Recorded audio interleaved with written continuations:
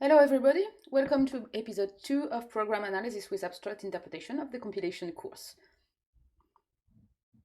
In the previous episode, we have shown a new program analysis with approximations that is called Abstract Interpretation, which gives you a nice generic framework with theoretical results. And we also showed some examples of non-relational and finite domains that were signs and constants on which we can build abstract interpreters. And we finish by making a quick tour about how to implement this kind of analysis. However, for the moment, we didn't cope with infinite height lattices nor relational domains, and this is the object of the first part of the section. To illustrate this notion of concrete versus abstract computations, I took this nice picture from Pierre Roux from Toulouse that illustrates the concrete steps in order to compute the least fixed point that we want, but this is not a decidable least fixed point. What we want is a least fixed point of a sharp that could be computable. And how do we do that? We abstract concrete elements into abstract elements that were before depicted by R, and on which we compute the abstract semantics of each step of our control flow graph. Hopefully we get a least fixed point of this function that we can concretize again with the help of the gamma functions. The main result of the previous section was if the computation terminates, then the result is sound, which means that if we abstract the final result we add, we are bigger than the concrete semantics of our program. And this proof is based on two properties. The abstract sets are strictly increasing sets with respect to the intersection, to the abstract intersection. And the abstract sets are always bigger than the concrete sets at each iteration. These were the two properties that were used in order to prove soundness of the analysis, and that we'll use later on to prove the soundness of our analysis in more infinite domains. So now let's go. I will begin this journey into the non-finite lattices by a non-relational example on the shape of intervals, and a quick tour about more relational abstract domains that have been invented in the literature. The very first non-finite lattice that we will see is the lattice of intervals that I depict here in this S diagram. For this lattice, the minimum element is the empty interval, which is denoted by bottom, and the greatest element is denoted by minus infinity plus infinity. As usual, we have the inclusion, which is this way, and if you go down, you get intersection, and if you go up, you get union, and you might see here that there is a bit of over-approximation of the real union of the values. Okay, so let's come back to concretization. Concretization is like trivial. For instance, if I see this concretization, if I concretize the abstract value here, n plus infinity, I get all the values that are in between n and plus infinity. As for abstraction, abstraction is about getting a set here of values. So I abstract a set of values, but by the least interval containing all these values. Okay, so on this interval domain, it remains to implement the abstract arithmetical operations that are usually defined with interval arithmetic. And there still remains to define the abstract union here. Okay, this should be properly defined. Now let's come to the abstract analysis. I take as input a program instead of a control flow graph, but basically it's the same as before. In this program, x is assigned to 0, and then it makes an incrementation by 1 some like 1,000 times. If I compute the abstract semantics in terms of intervals, I will get as the first value there 0, 0, then 0, 1, okay, because the set of all values are 0 and 1. If I compute again in this domain, I get 0, 2, then 0, 3, and after 1,000 iterations, it's stabilized, and we get the abstract value, which is an invariant of our program, which means that we have stabilized and we have reached a fixed point that is bigger than the actual values of our x variable. That's cool, because if we terminate, we still have soundness.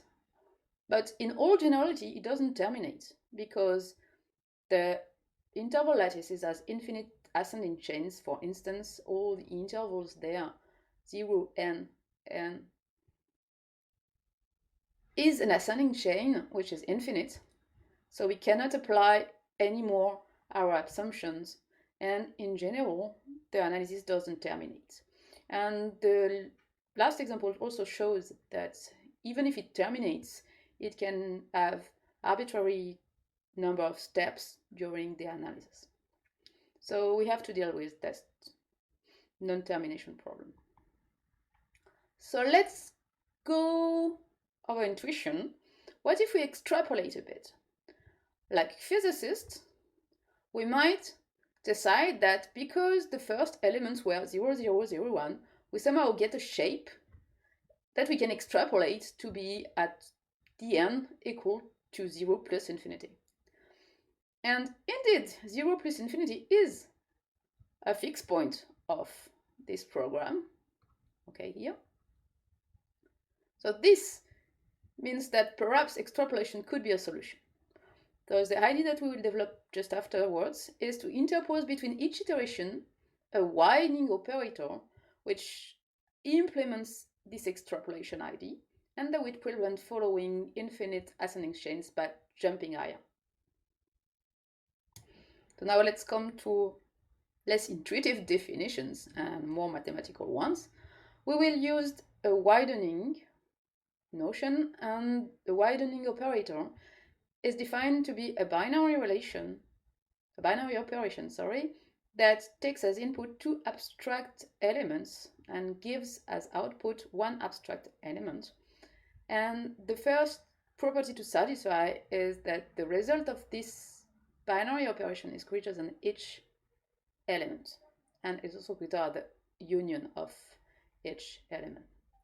And it also satisfies a condition that the sequence built here with uses widening here is stationary. How is this sequence defined? We take as input any sequence, and the first element of this sequence is assigned to y0, and each element there, the new yi plus 1, is computed from yi widened by the xi new element. Okay, so the usage of that operator will be explained later.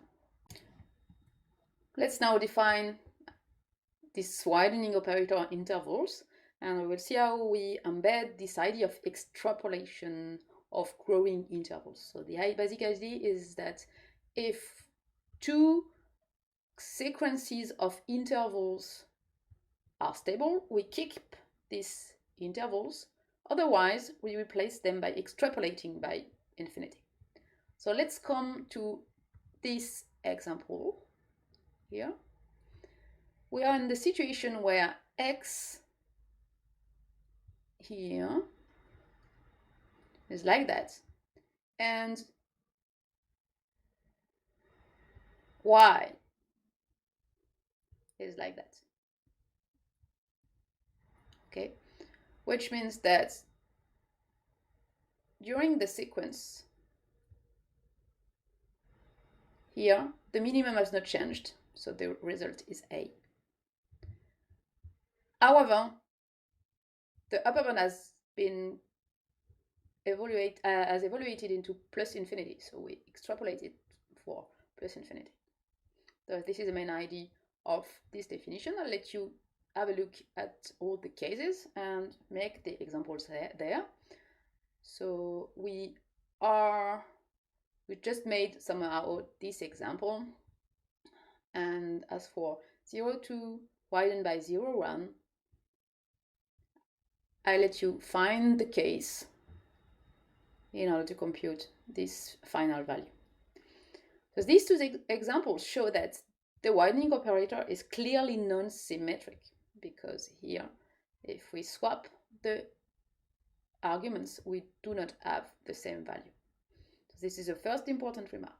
The second remark is that oftenly the widening operator is defined with the second argument that contains the first argument, which makes that definition easier to understand and to define, and also the proof to be done.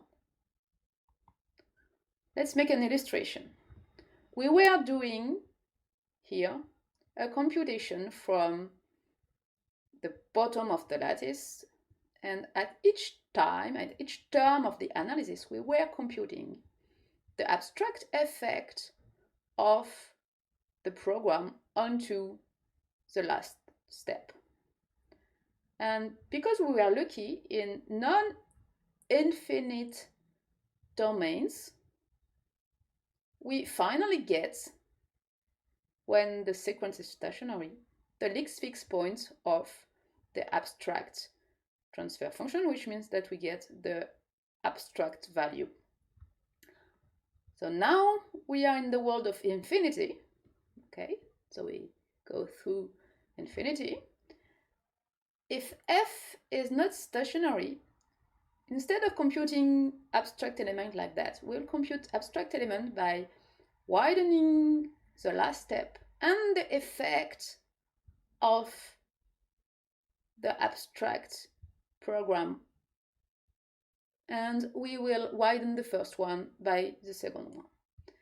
And because of the widening usage, we will show that the least fixed point here of S sharp is extrapolated into the final computation that we will have, which means that we will eventually get a R sharp which is greater than this least fixed point. So this is the abstract computation on non-infinite height lattices. This will be the effect of the abstract interpretation algorithm onto widening based lattices. Now that we have this new iteration strategy, let's come to theoretical results.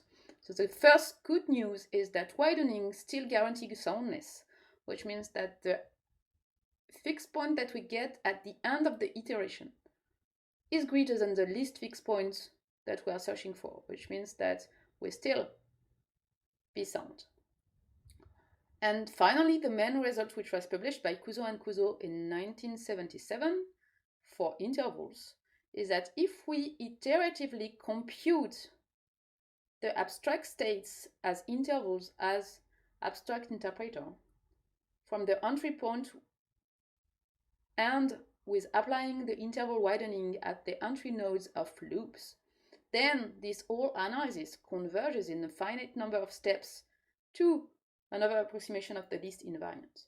What does that mean? It means that if we properly apply this widening strategy as once a loop, we finally get an abstract algorithm that computes a bigger set than the abstract value, than the abstract semantics of our program. And by proper usage of gamma, we get back another approximation of the concrete semantics of our program. All the proofs can be found in this very nice new book that was published by Xavier Rival and Yonghyun Lee. Let's now make an example of such abstract interpretation within the interval abstract domain. I make a little program there, which is an assignment of 12 into x, followed by a while loop which is bounded, and for which the control flow graph is depicted on the right. We depict here on the left the abstract equations for the interval abstract domain and this program, and there are two modifications here in the computation. First of all, the most important thing is that we apply the widening at the control point 1. And the second modification is the usage of the current value here to compute the current abstract value for the end of the program. So this will be explained later, but let's come to a concrete example of that usage. So let's do now the computation. So this is a K there. First step, initialization of all valuations, all abstract valuations into bottom. I don't know. First step. The first step, of course, 0 has been given the value top, which is minus infinity plus infinity. And now we propagate from I can be any value to this control point. I propagate the information that x is equal to 12, which means that we have the abstract value 12, 12 as an interval. From that new contribution, we are able to compute the current abstract value at control point 2, which is the same because the abstract application of that test has no impact on that interval. As for 3, there is no contribution of 1 into the abstract value of 3. Let's continue. Second step, 0 is unchanged. For control point 1, now we have this control point 1 that was before 12, 12, and in which we get a new value for x which has decreased. So from control point 2, we get 11 at the right hand side of the interval. So because we get 11, the abstract union is 11 and 12. And if we widen 12, 12 by 11 and 12, we finally get this new abstract value for 1, which is minus infinity 12. I'll let you continue all the steps of this algorithm. There is one more step until we reach the fixed point. And I'll let you see why at the end, of course, we get a safe invariant, which is greater than the one we are searching for. But we don't get the most precise invariant at control point 3, which is x is equal to 0. So this is a valid invariant, yet it is not the most precise one, and we will see later why. Now that we have seen that the infinity of an abstract domain might not be a problem if we properly define the widening, what if we decide to be more relational? Of course, there are some programs where intervals are not sufficient to prove facts that we should know for sure. For instance, in this program where we know that x is between 0 and 1, the propagation in the interval abstract domain might not be sufficient to prove that z is 0 at the end. Let's see why. At the beginning of my abstract interpretation, here I know that x is any value between 0 and 1. When I make the copy here, the abstract value knows that y is between 0 and 1. So from now, if I make the interval minus of 0, 1 and 0, 1, we get minus 1, 1 for z. And so we lost somehow the fact that z is 0. And why do we lose that? Because during the copy there, we have lost the information that y has been assigned to x. So we don't take this relational information into account in the abstract domain. So in the next few slides, I will depict how we can take this information into abstract domains. So I recall a slide that we already saw in the abstract interpretation 1.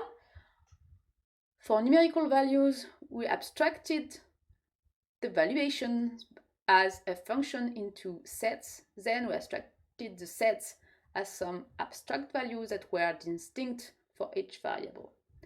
Now, we will abstract all valuations directly at some abstract value. The idea is that we get more precise since we will be able to encode relations. But these abstract domains are more complicated and more costly in reality. I will speak quickly about difference matrices, octagons, and polyhedral, which are standard abstract domains that are relational. Let's begin the tour with relational domains in the form of difference bound matrices. In this abstract domain, we propagate for each variable an interval plus an information for each pair of variables, x and y, an information under the shape that x minus y is lesser than a certain constant. The constant should be fixed.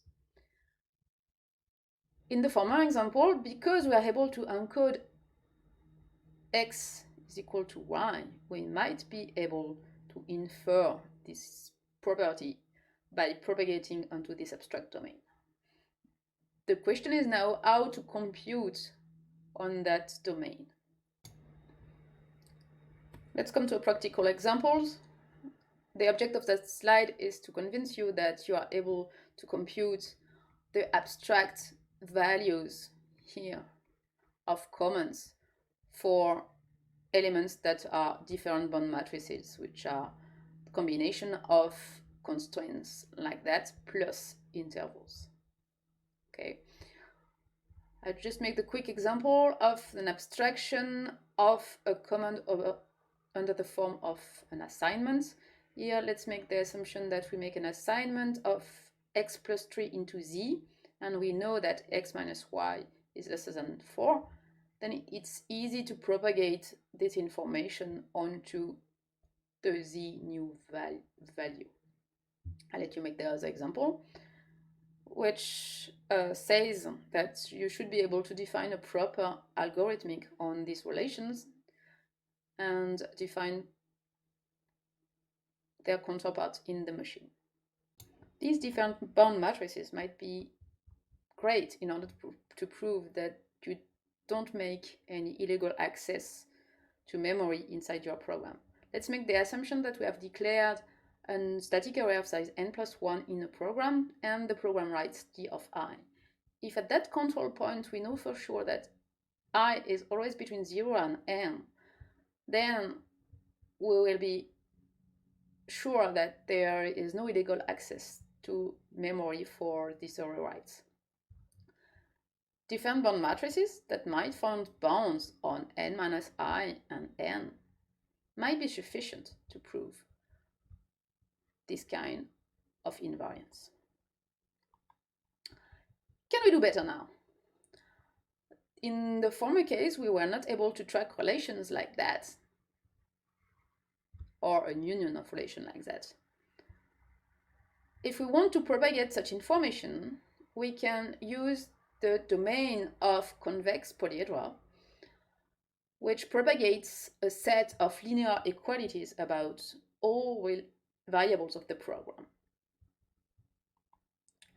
This is classical in abstract interpretation. It has even a name, which is linear relation analysis, and it has been published in 1979 by Nicolas Bax and Patrick Couzeau. So this is an abstract interpretation in the polyhedral domain, and the polyhedral domain is an infinite domain with many particularities, with many structural particularities that I will not explained here. And the analysis discover affine relations on variables of the program. So this is a very powerful abstract domain that is classically used in verification problems.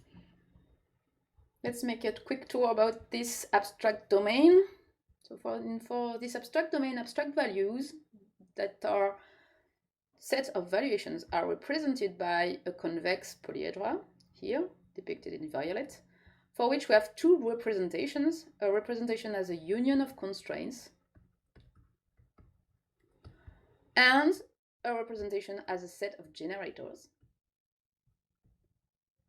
And these two representations that you can easily find in the literature allows an efficient algorithmic for all the operations that we need to define, which are abstract union and abstract values for comments. So we have an efficient algorithmic for testing emptiness, for making union and making affine transformations. These are easy to define. An affine transformation is not so difficult to compute as a shape of polyhedra. However, the convex hull is like intervals here, a source of loss of precision, since the convex hull of a polyhedra is not the union of the two polyhedra in terms of sets, but it's another approximation of the union of these two polyhedra. At that step, we have the representation. We have an efficient algorithmic to compute the abstract comments. However, this polyhedral domain is of infinite height, so we should define a widening. In the slide here, I will not define properly mathematically the widening. I will just give you a bit of taste of it. So I denote by P widen than Q the application of the widening on polyhedra. So for the constraint of the result, I will take Q constraints and remove the Q constraints that are not saturated by P, which means that there is no generator of P that is in the boundary of Q. Let's come to an example. If I want to widen this P in blue by Q, I will obtain this upper triangle there. Why? Let's take each constraint of Q. The constraint y is greater than 0 is copied because it is not saturated. It is saturated by a point of P, since this point is on the boundary of this constraint. Let's go this constraint here, which means that x is lesser than y. This constraint is not removed since there is a point that saturates this constraint, so we keep it. Let's now come here to this constraint, which is x is lesser than 1. This constraint is removed since there is no point of P that satisfies this constraint, which means that somehow P has been evaluated to Q, and because the constraint for x has been increased, we remove it. Okay? So this is an intuition about how widening in polyhedral works. Let's make an example of analysis.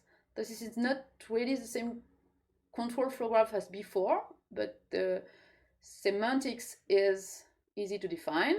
I take this example where in the loop I can either increment x by 2 or increment x by 1 and y by 1 also. We can see that there is a relation between x and y, since y is either stable or increasing at the same time as x. So this is the kind of relations we might want here to have at control point P. Let's go. I will make the abstract interpretation with polyhedra on this control flow graph, and I will focus here and depict the abstract values for control point P.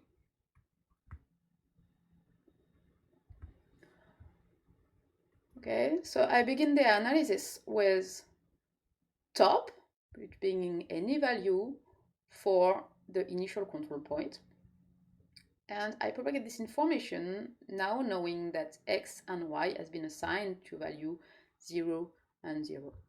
So at the first iteration, the polyhedral for P is only this point. So I will say that it's P at step 0. Let's make another iteration. From that P0, I can obtain the new value of the polyhedral at control point P by taking either this command or this one. The effect of the right command is this point, and the effect of the left command is this point. Basically means that for the second iteration, I have computed f sharp of P0, and f sharp of P0 is this value in light blue. But this is not P1. P1 should be defined because P is a loop. So P1 should be defined by the former value of P widened by the new values there that are gathered by the application of one step. So trust me, the value of the new P1 is that blue triangle. I let you finish the computation and we will see the final result afterwards. Let's make a quick recap about linear relation analysis. So the linear relation analysis is the abstract interpretation that uses the polyhedral abstract domain to encode strong relations between variables of your programs. So this is a great analysis. However, because there is no free lunch, the complexity strongly increases with the number of control points and the number of numerical variables you have in your program. As for approximation, you also might have too much approximations, either due to convex hull and widenings. Of course, in general, the complexity of your abstract domain is linked with the precision. The more precise we are, the higher the costs. For interval, all algorithms are linear into the number of variables. For difference bond matrices or octagons, usually algorithms are polynomial. But for polyhedral, the algorithms are often in worse exponential, and this is a huge problem to scale the polyhedral analysis. This is the end of the first video of the second episode, in which we have defined a variation of abstract interpretation that still applies in the case of infinite height lattices. We have seen two examples of such lattices in the shape of intervals and polyhedral. In the next video, we will see how to improve the iteration strategies in order to get more precisions.